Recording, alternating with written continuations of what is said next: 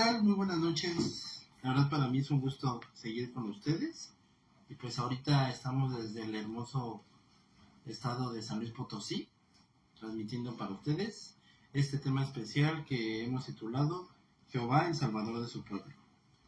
Y para ello vamos al libro de Isaías, capítulo 26, versículos del 13 al 15. Isaías 26, versículos 13 al 15.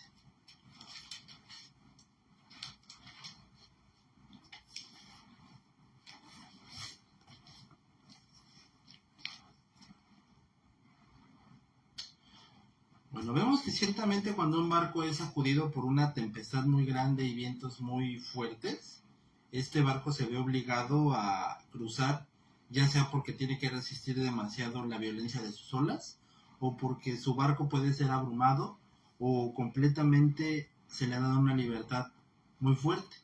Entonces el barco tiene dos opciones: o se deja hundir por la tormenta, o lucha por llegar hasta el puerto, o de lo contrario va a perecer completamente ese barco.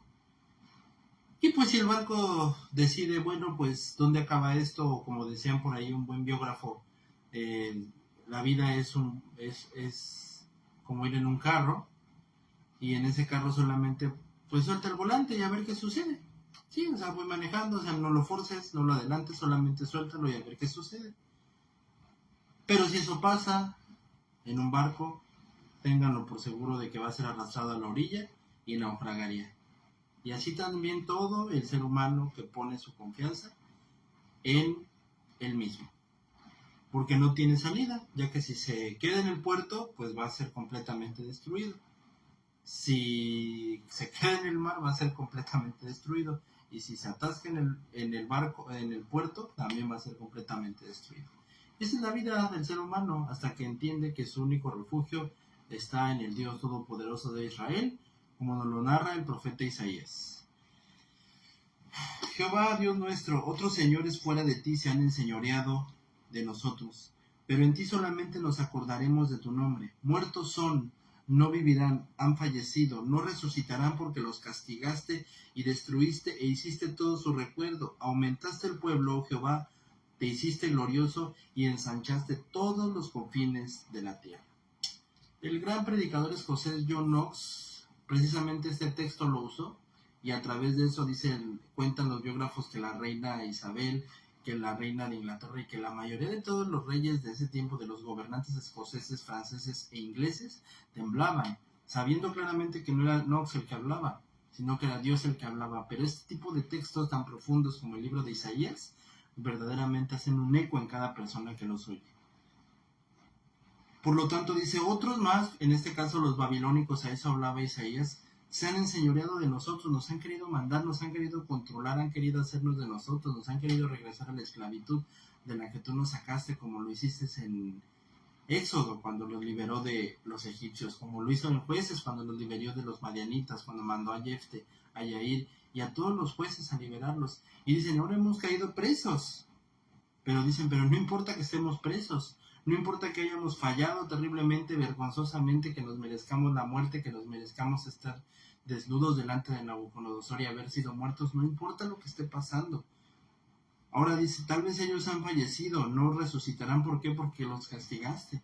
Reconocen que hay personas que verdaderamente han merecido un castigo, que no se merecen otra cosa. Pero dicen, pero eso no puede ser nuestro caso. ¿Por qué? Porque somos tu pueblo. Y como lo hemos hablado muchas veces, el pueblo de Dios no se puede perder, el pueblo de Dios no puede perecer. El que verdaderamente ha sido pueblo no perece. Ciertamente decían una analogía, hay gente que piensa que Dios es una persona que les dice, abro la puerta y entra el que yo digo y el que yo diga no quiere.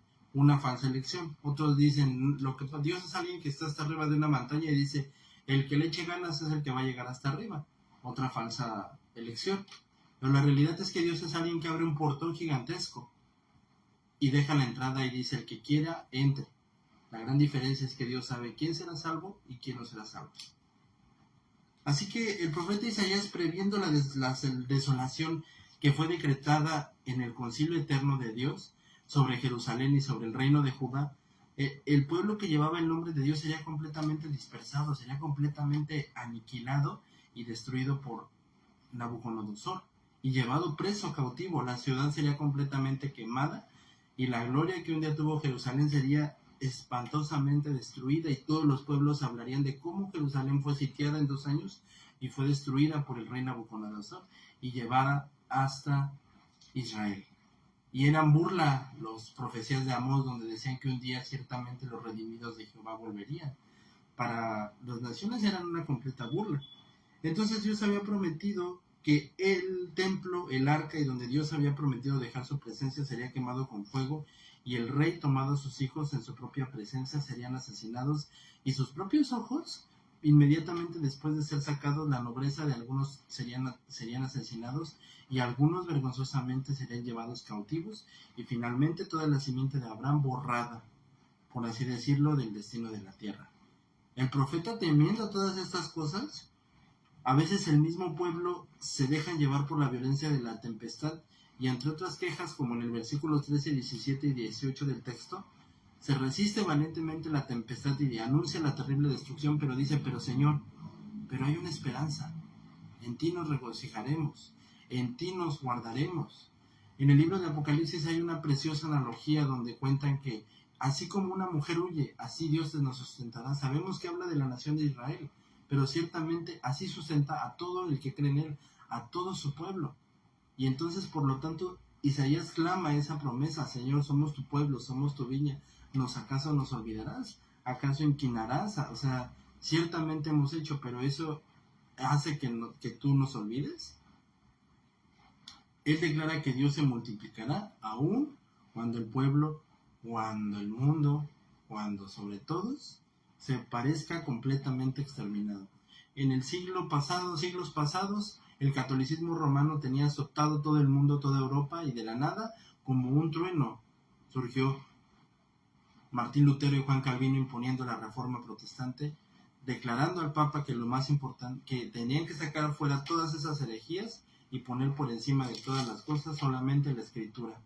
Y la predicación tenía que ser retomada por encima de todas las cosas, entendiendo que la Biblia era absolutamente todo. Cuando los puritanos ingleses son corridos de su país, cuando se activa la orden de San Bartolomé, de como un rayo de luz, ilumina el mundo George Whitefield proclamando el evangelio de una manera verdadera, con celo, vivida, acabando con esa predicación muerta de los anglicanos y trayendo la verdadera predicación al mundo entero, recordando que aunque todo parezca perdido, la luz de Jehová siempre brillará. Aunque el enemigo venga como un río, el Dios Todopoderoso levantará bandera y declarará que de él es la victoria.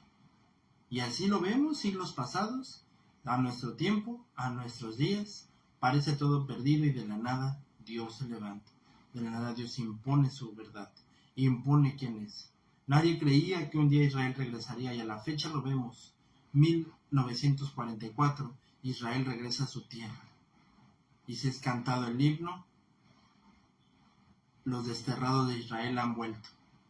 Y volvieron danzando, volverán cantando los redimidos de Jehová, porque así fueron, regresaron a una tierra que fue dispersada, que fue destruida, y que absolutamente toda Palestina, toda Arabia Saudita y todo Medio Oriente daba por exterminado a Israel. 1944, 2000 años después de la muerte del Señor Jesucristo, ellos regresan a su tierra. Ellos plantan árboles, y toda la tierra de Israel es sembrada, como dijo el profeta Amós, porque ni Adolfo Hitler ni quien fuera tenía el poder de hacer lo que fuera. Así mataron a millones de judíos, no importara lo que pasara, el pueblo de Dios por nada sería exterminado, el pueblo de Dios continuaría, y el pueblo de Dios regresaría a su tierra.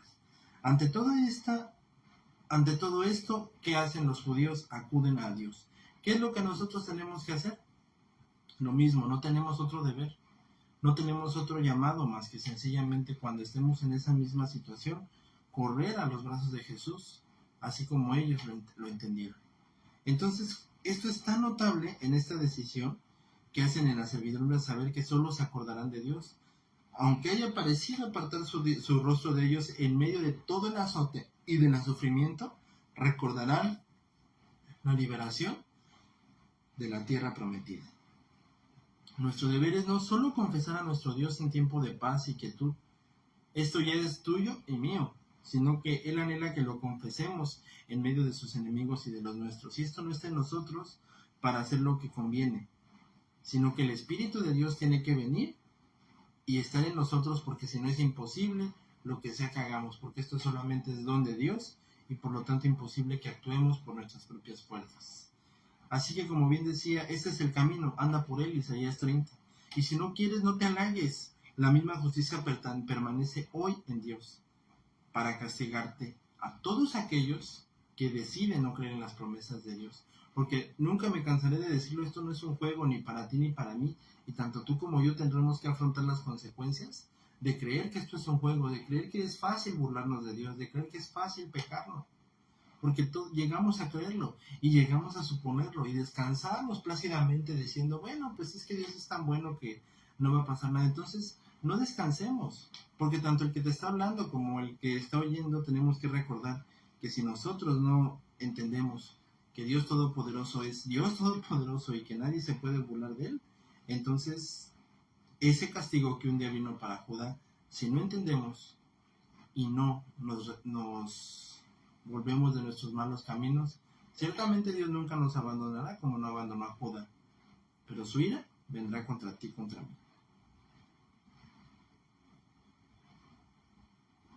Todo reino y nación, dice Jeremías, que del mismo modo que ofenda a Dios, así será castigado.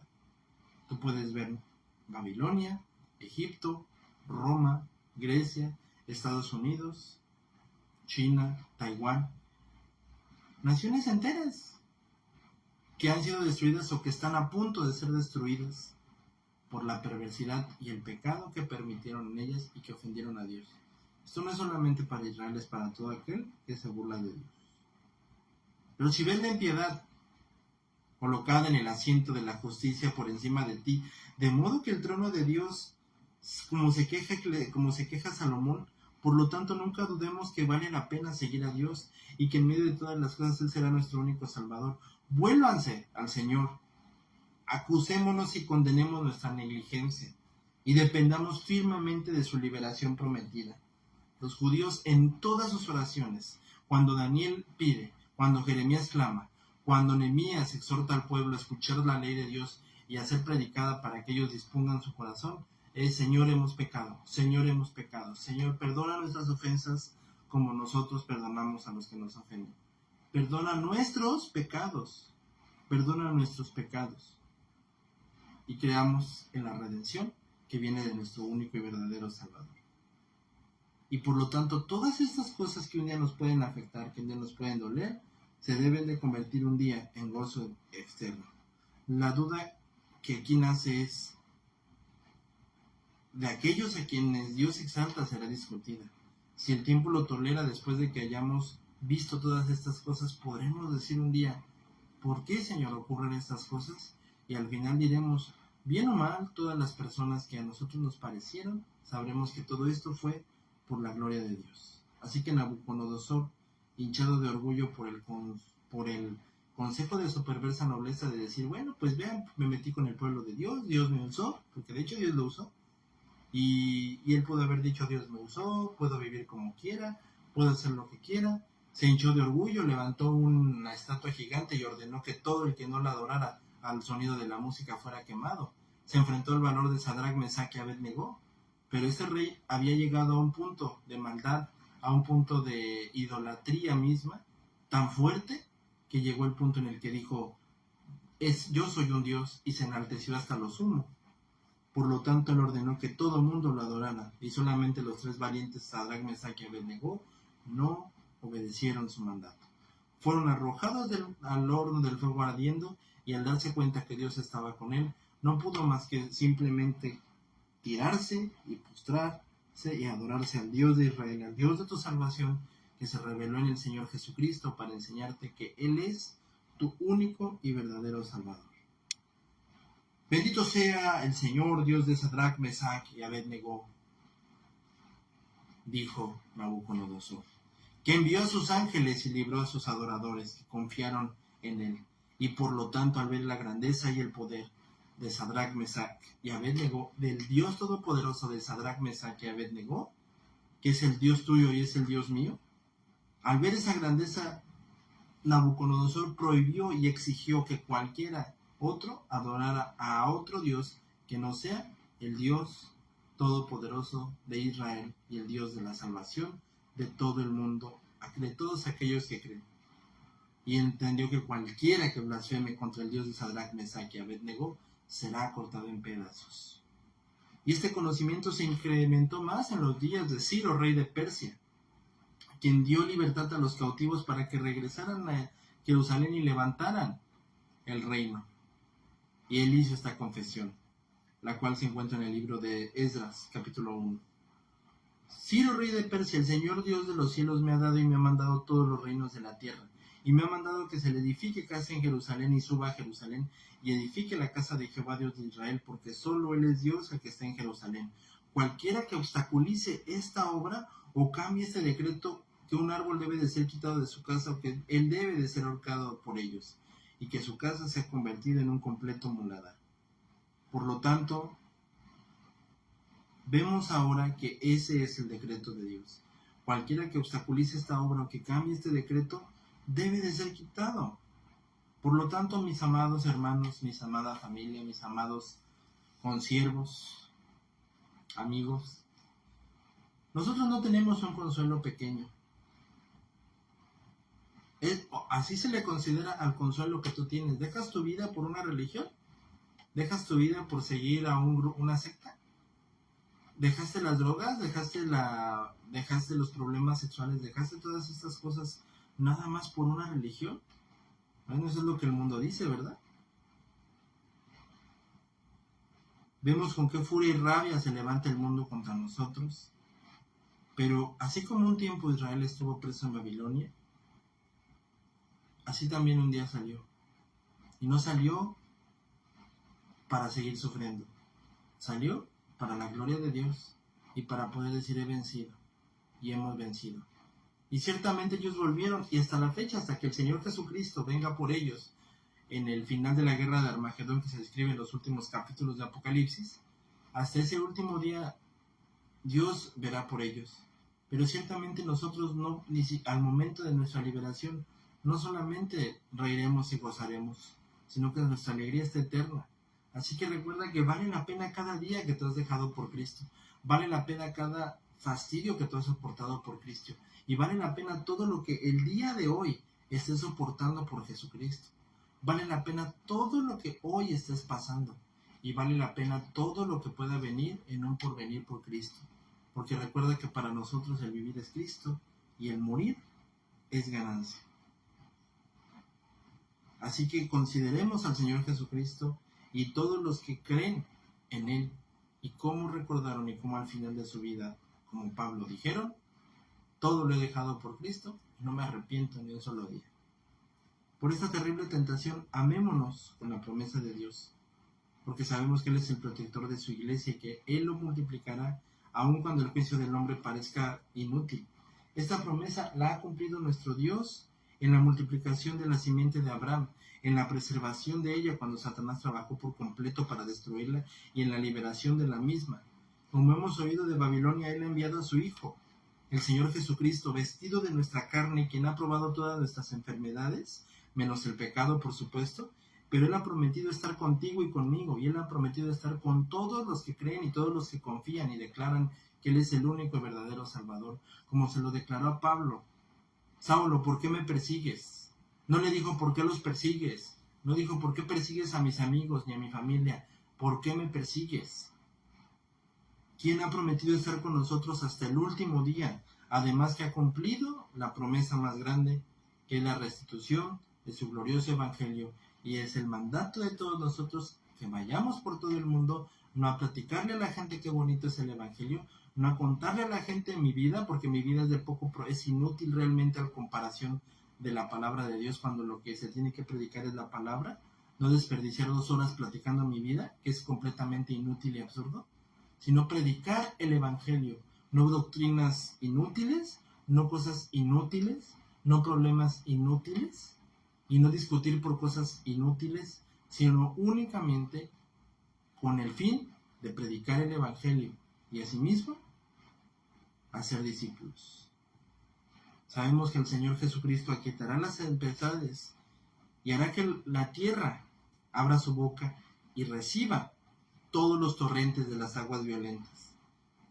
Porque sabemos que nuestro Dios tiene más amor a nuestra iglesia, a la iglesia cada día, porque la iglesia no es la que está en Ciudad Azteca, ni en México, ni en Dallas. La iglesia somos todos los redimidos por la sangre del Cordero, que fuimos comprados a precio de sangre por Él en la Santa Cruz del Calvario, donde Él dio la vida por todos los que un día creen y sabrán que Él es el verdadero y único Salvador.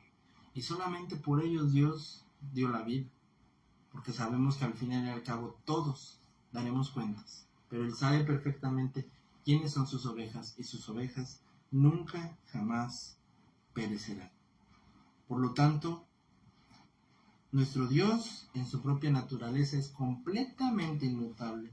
Así su amor hacia sus elegidos permanece completamente inmutable y perfecto, porque como en Cristo Jesús escogió a su iglesia, Jesucristo, a quien Dios, por amor de su propio nombre, será el protector eterno, el protector de Israel y el protector de todos los que creen y declaran que Él es el único Salvador. Despidámonos en oración. Señor, gracias te damos porque tú nos recuerdas que tú eres el Salvador. Gracias porque tú eres el único que con tu espada, Señor, traspasas a todos aquellos corazones que oyen, que escuchan, Señor, y que ponen en orden tu palabra. Porque cuán maravilloso es oír tu palabra, pero cuán mejor aún es el que la pone por obra, Señor. Gracias por recordarnos, Señor, y que nunca se nos vaya de nuestra mente y de nuestro corazón, que daremos cuenta si seguimos burlándonos de ti. Que todos aquellos que nos burlemos, Señor, daremos cuentas delante de ti, Señor, y nos tendremos que enfrentar a tu ira. Y así podremos ser pastores, podremos ser muchas cosas, pero finalmente si no entendemos que tenemos que obedecerte fielmente, la ira vendrá contra nosotros. Pero también gracias por consolarnos y por recordarnos que aunque falláramos tremendamente, Señor, tú nunca nos dejarás y nunca dejarás de ser nuestro Padre. Porque como bien dijo tu palabra, ¿quién nos podrá abandonar, Señor? ¿Y quién nos podrá dejar? El mundo entero, por supuesto que sí, Señor. Ciertamente una madre podrá dejar a su hijo, pues aunque así fuera, dice Isaías, Dios nunca nos dejará y nunca nos abandonará, porque esa es la promesa hecha por Dios Todopoderoso a todo el que cree, por medio de su Hijo Jesucristo, que nunca nos abandonará y no nos dejará, no por nada que hayamos hecho, sino por su glorioso amor, por su glorioso nombre, Jehová de los ejércitos. Por Jesucristo nuestro Señor. Amén y amén. Dios te bendiga y nos vemos mañana.